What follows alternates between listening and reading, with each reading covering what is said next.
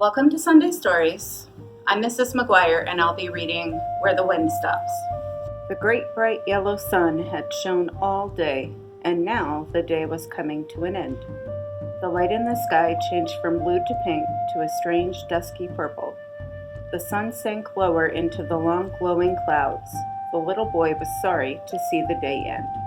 He and his friend had played in the garden.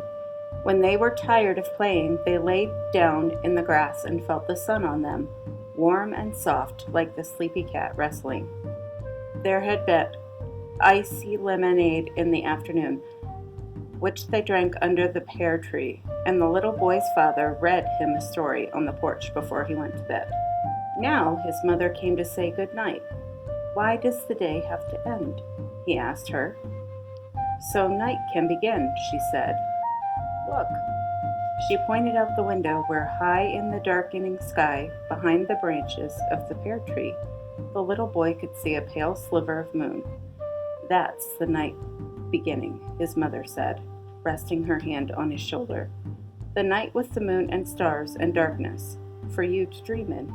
"But where does the sun go when the day ends?" the little boy asked. "The day doesn't end," said his mother. "It begins somewhere else. The sun will be shining there. When night begins here, nothing ends." "Nothing?" the little boy asked. "Nothing," his mother said. "It begins in another place or in a different way." The little boy lay in bed and his mother sat beside him. "Where does the wind go when it stops?" he asked. "It blows away to make the trees dance somewhere else." "Where does the dandelion puff go when it blows away?" "It carries the seed of new dandelions to someone's lawn."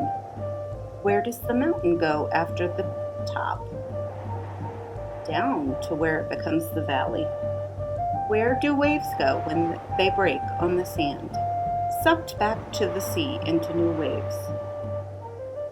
"Where does the rain go when the storm is over?" "Into clouds to make other storms." "And where do clouds go when they move across the sky?" "To make shade somewhere else."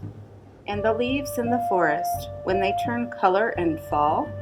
"Into the ground to become part of new trees with new leaves." "But when the leaves fall, that is the end of something," the little boy said. "It is the end of autumn." "Yes," his mother said, "the end of autumn is when the winter begins." "And the end of winter?" the little boy asked. "The end of winter, when the snow melts and the birds come back, is the beginning of spring," his mother said. The little boy smiled. "It really does go on," he said. "Nothing ends." He looked out at the sky. The sun was gone completely. The lovely pink clouds had disappeared. The sky was dark and purple-black.